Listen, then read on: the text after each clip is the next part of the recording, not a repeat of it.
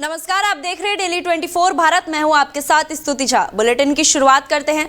पर्यटन नगरी मसूरी में आयोजित कांग्रेस के कार्यकर्ता सम्मेलन में वरिष्ठ नेता हरक सिंह रावत ने अपने तीखे और विवादित बयानों से सियासी माहौल गरमा दिया है। मंच से उन्होंने भारतीय जनता पार्टी और सनातन विचारधारा से जुड़े लोगों पर सीधा हमला बोला है, जिससे राजनीतिक बहस तेज हो गई है। डॉक्टर हरक सिंह रावत ने कहा है कि देश और प्रदेश में जो भी नकारात्मक घटनाएं हो रही है, उसके लिए उन्होंने बीजेपी और सनातन विचारधारा से जुड़े लोगों को जिम्मेदार ठहराया है। उनके बयान ने सभा में मौजूद कार्यकर्ताओं के बीच जोरदार प्रतिक्रिया पैदा की। उन्होंने महिला सुरक्षा को लेकर गंभीर आरोप लगाते हुए कहा कि प्रदेश में महिलाओं के खिलाफ अपराध बढ़े हैं। उन्होंने कई घटनाओं का जिक्र करते हुए सरकार की कानून व्यवस्था पर सवाल खड़े किए और कहा कि अपराध करने वाले ज्यादातर सनातनी हैं और बीजेपी से जुड़े हैं। बहुचर्चित अंकिता भंडारी हत्याकांड का उल्लेख करते हुए उन्होंने कहा कि अब तक पीड़ित को न्याय नहीं मिल पाया है, जो सरकार की नीयत पर सवाल उठाता है। मैं कह रहा हूं कि जिस तरह अत्याचार हो रहा है, आज जितना देखो हरिद्वार का जो मैंने उदाहरण दिया, एक भाजपा की महिला मोर्चे की जिलाध्यक्ष अपनी बेटी के साथ अगर अपने दोस्तों के साथ बलात्कार चंडीगढ़ ले जाकर बलात्कार करा रही, इससे बड़ा दुर्भाग्य हो सकता है हमारा। अंकिता भी सनातन, उसको साथ बलात्कार, उसको मारने वाले भी सनातन। लाल कौन, सारी घटनाएं ऐसी हुई है। जितने खून हुए हैं सनातनों, खून करने वाले भी सनातन, और जितने पेपर लीक हुए हैं सब सनातन और सब भाजपा से जुड़े हुए हैं, चाहे लुड़की का मंडल अध्यक्ष हो, चाहे आतम सिंह हो, चाहे सब। तो मैं इसलिए कह रहा हूँ भाई मंसूर, अगर हंसद अनाई बिलों के चौहान ने बलिदान नहीं दिया तो राज्य नहीं बना। जो उग्र हुआ उत्तराखंड का आंदोलन, वो मंसूरी दोस्त कमर मंसूरी के हंसद अनाई बिलों के चौहान के जो वो भी था। फिर मुजफ्फरनगर कांड हुआ, फिर श्रीनगर से टापू कांड हुआ। उसके कारण जो आंदोलन हुआ, उसके कारण भारत सरकार को बाध्य होना पड़ा। वहीं मसूरी में कांग्रेस पार्टी ने हाल ही में कांग्रेस की सदस्यता ग्रहण की पूर्व पालिका अध्यक्ष मसूरी अनुज गुप्ता के नेतृत्व में मसूरी में विशाल कार्यकर्ता सम्मेलन आयोजित कर आगामी चुनावों को लेकर अपनी ताकत का प्रदर्शन किया है। सम्मेलन में उत्तराखंड प्रभारी सांसद कुमारी शैजला, प्रदेश अध्यक्ष गणेश गोदियाल, नेता प्रतिपक्ष यशपाल आर्य, प्रीतम सिंह, करण मेहरा और भानु कपाड़ी सहित कई दिग्गज नेता मौजूद रहे। सम्मेलन के दौरान कई स्थानीय लोगों ने कांग्रेस की सदस्यता ग्रहण की, जिससे पार्टी ने जन समर्थन बढ़ने का संकेत बताया। नेताओं ने कार्यकर्ता में जोश भरते हुए संगठन को बूथ स्तर पर मजबूत करने का आह्वान किया।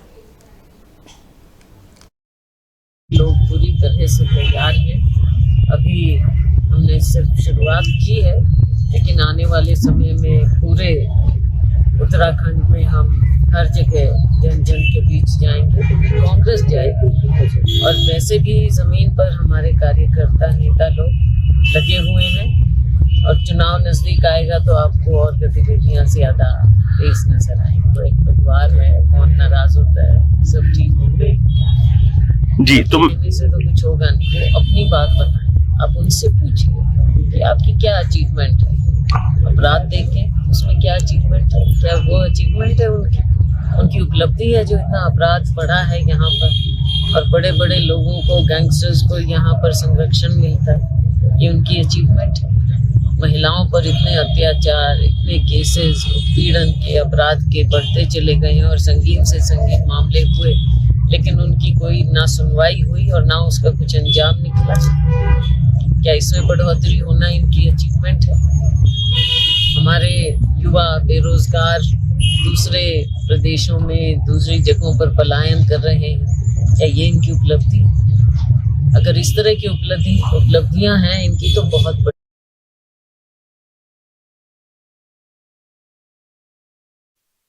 वहीं वोटों की पहरेदारी करते हुए कांग्रेस ने बीएलओ की एक बैठक में रखी, जिसमें बीएलओ के साथ काम करने का तरीका और वोटों को गलत तरीके से ना काट दिया जाए, उसको लेकर चर्चा की। कांग्रेस के भगवानपुर स्तर के सैकड़ों कार्यकर्ताओं ने बैठक में भाग लिया और अपनी चिंताएं और सुझाव रखे। भगवानपुर से कांग्रेस पार्टी की विधायक ममता राकेश ने भी राकेश भी उपस्थित कार्यकर्ताओं का उत्साह बढ़ाया और उन्हें विश्वास दिलाया कि एकजुट होकर 2027 का चुनाव के लिए तैयार होने वाली वोटर लिस्ट को सही तरीके से बनवाने का कार्य किया जाएगा। गलती कोताही कतई बरतने की गुंजाइश नहीं छोड़ी जाएगी। मीडिया को जानकारी देते हुए उन्होंने कहा कि एक प्रतिक्रिया है जिससे अपनाते हुए आगे की प्रतिक्रिया को पूरा किया जाएगा। उसके लिए कांग्रेस का हर एक कार्यकर्ता कंधे से कंधा मिलाकर काम करने को तैयार है।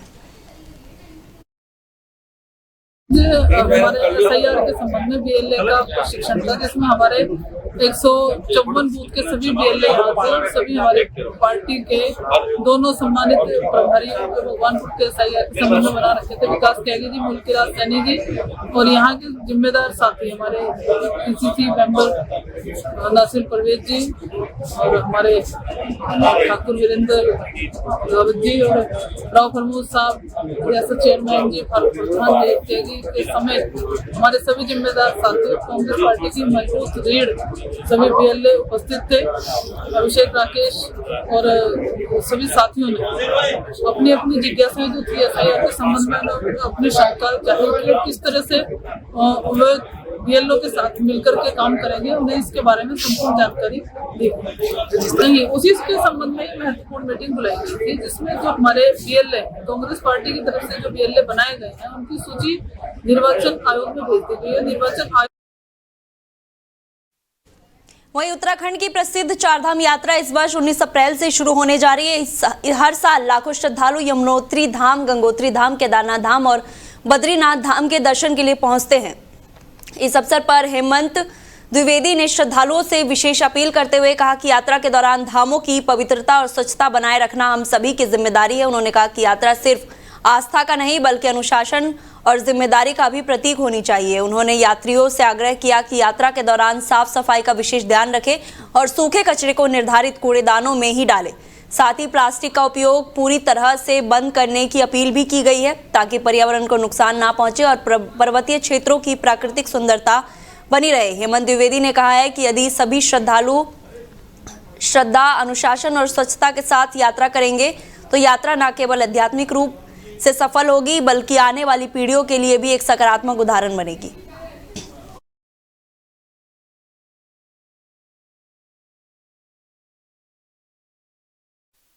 वहीं शहर के थाना प्रेमनगर क्षेत्र के अंतर्गत छात्रों के दो गुटों के बीच विवाद के बाद छात्र दिव्यांशु जटराना की हत्या कर दी गई थी। हत्या के बाद फरार दो आरोपी प्रहलाद राज और अंकुर को पर 25-25 हजार रुपए का इनाम रखा गया था, जिन्हें थाना प्रेमनगर पुलिस ने 2 दिन पहले गिरफ्तार किया। आज 11 अप्रैल को थाना प्रेमनगर पुलिस ने क्षेत्र में दोनों आरोपियों की परेड करवाई। इस दौरान पुलिस ने छात्रों के बीच दोनों को रोककर माफी मंगवाई। प्रेमनगर थाना अध्यक्ष ने कहा कि जो लोग जुर्म करते हैं उनका यही हाल होता है। 23 मार्च की रात कोहरी गांव में प्रेमनगर में छात्रों के 2 गुटों के बीच मारपीट हुई थी। घटना में एक छात्र दिव्यांशु जटराना गंभीर रूप से घायल हो गए। इलाज के दौरान अस्पताल में ही उनकी मौत हो गई। मामले में मृतक के परिजन द्वारा दी गई तहरीर के आधार पर थाना प्रेमनगर पर मुकदमा दर्ज किया गया था। घटना में पुलिस ने कार्रवाई करते हुए घटना में शातिर 4 आरोपी को गिरफ्तार कर लिया है और उन्हें जेल भेज दिया है।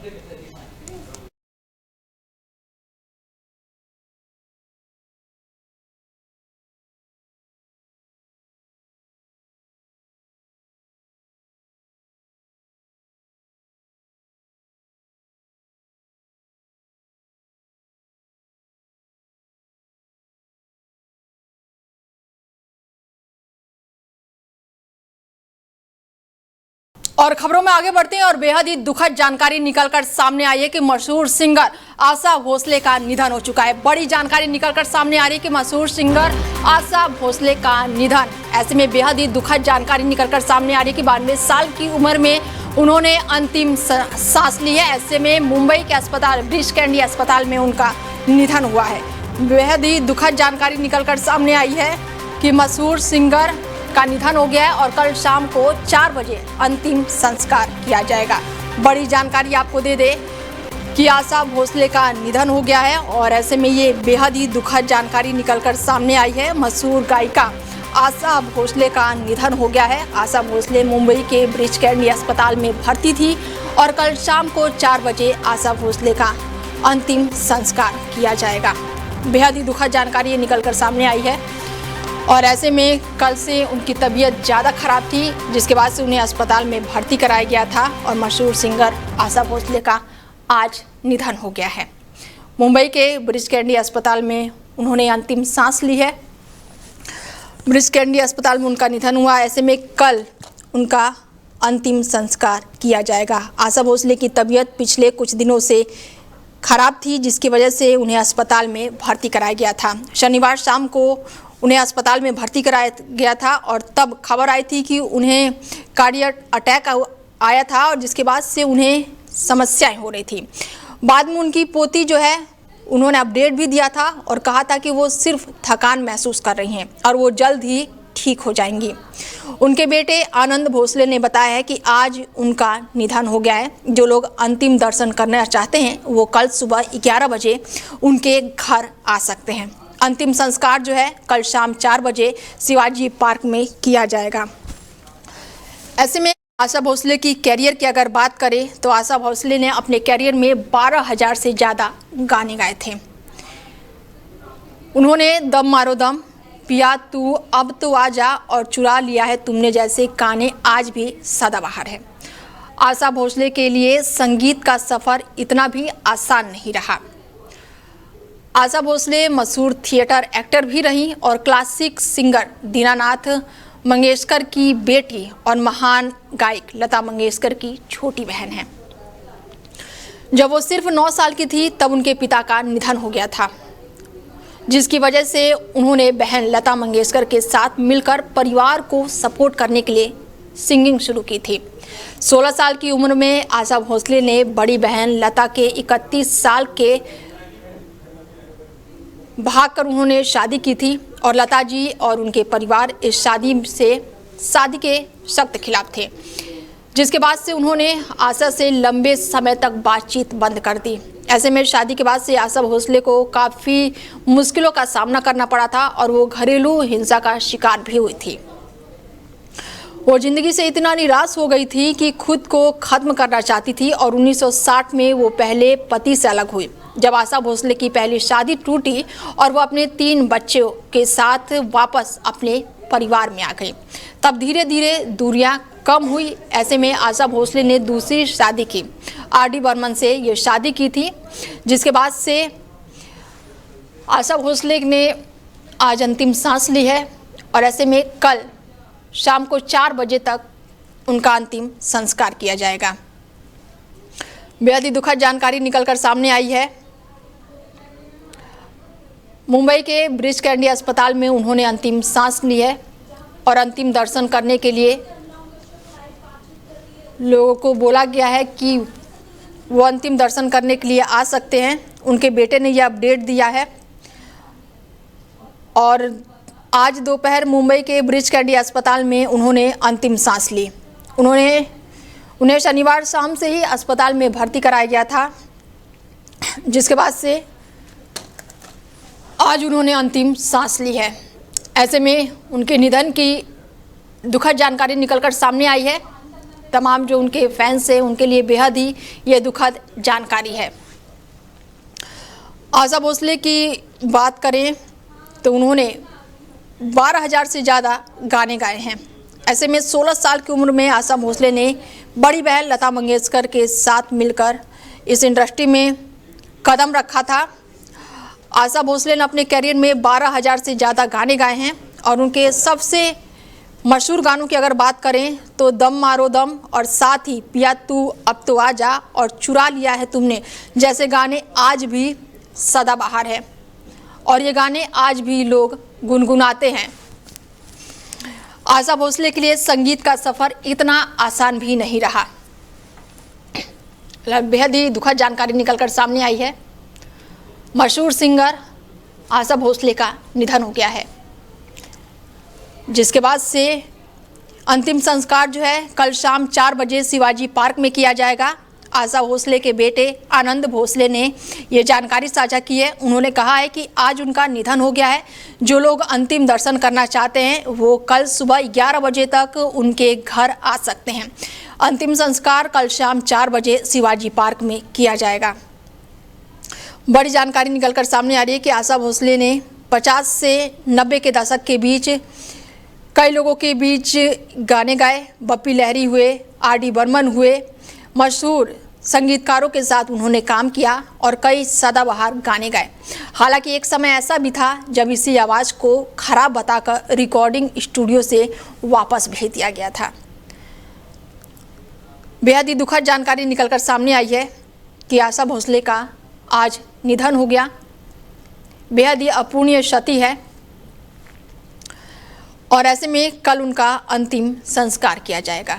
उनके बेटे ने ये जानकारी साझा की है। मुंबई के ब्रीच कैंडी अस्पताल में उन्होंने अंतिम सांस ली है। मशहूर गायक आशा भोसले का निधन हो गया है। शनिवार से उन्हें अस्पताल में भर्ती कराया गया था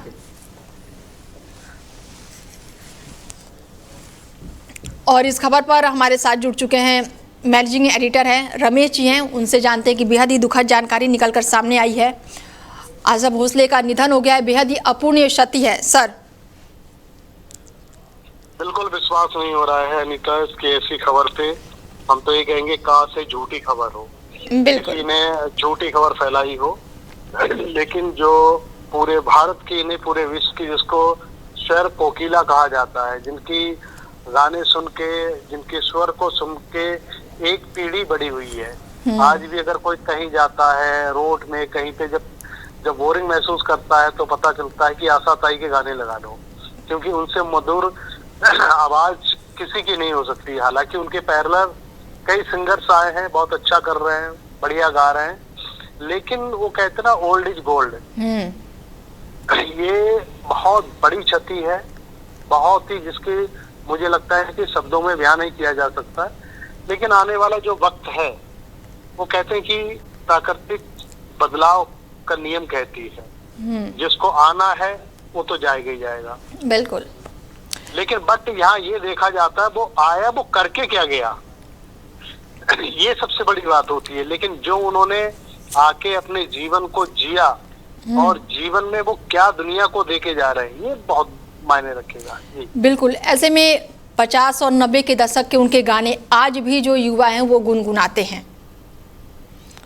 उस समय भी उनके गाने मशहूर थे और इस समय भी वो गाने इस समय काफ़ी ट्रेंडिंग पर हैं और वो आज भी और आने वाले जनरेशन भी इस गाने को गुनगुनाएगी। कोई मुकाबला ही नहीं, कोई मुकाबला ही नहीं, चाहे जनरेशन हो, चाहे अपने 90 का जमाने की बात की, इस युग की बात करिए और आने वाली पीढ़ियां दर पीढ़ियां, कोई भी युग आएगा तो कोई मुकाबला नहीं है। आशा ताई हो गए, लता मंगेशकर, भूपेन हजारिका, मुकेश, रफी साहब और मोहम्मद अजीज साहब, इनका कोई सानी नहीं है, कोई इसका कोई मुकाबला ही नहीं कर सकता। उनकी आवाज में वो मैं सिर्फ आवाज नहीं थी हुआ करती थी उनकी, एक एहसास होता था, अपनेपन का एहसास होता है, एक दर्द दुखद। वो कहते हैं जब आशा ताई जब गाती थी तो लगता ही नहीं था कोई गायिका गा रही है, ये लगता था कि कोई ये हमारी ही अंदर की उठने वाले सवालों का वो जवाब दे रही हैं। बिल्कुल ऐसा लगता था, बिल्कुल नेचुरल उनकी आवाज हुआ करती थी। लेकिन ये बहुत बड़ी क्षति है देश के लिए, दुनिया के लिए, कि ऐसे सरस्वती, पता नहीं वो कहा जाता था कि आशा ताई जब गाती थी खुद ही सरस्वती आके उनके कंठ में आके विराजमान हो जाती थी। ऐसे ऐसे भी उनको संज्ञा दी गई थी। ये बहुत बड़ी क्षति है अनीता। ठीक है सर, जुड़ने के लिए बहुत शुक्रिया आपका। बता दें कि आशा भोसले ने हजारों गीतों को अपनी आवाज़ दी थी। लता मंगेशकर की बहन आशा भोसले ने अपनी मधुर आवाज़ से कई पीढ़ियों को बांधे रखा। वो पिछले कुछ सालों से उम्र के कारण संबंधित परेशानियों का सामना कर रही थी। ऐसे में ये दुखद जानकारी निकलकर सामने आई है। मशहूर संगीतकार आशा भोसले का निधन हो गया है। मुंबई के ब्रीच कैंडी अस्पताल में उन्होंने अंतिम सांस ली है और कल शाम 4 बजे उनका अंतिम संस्कार किया जाएगा।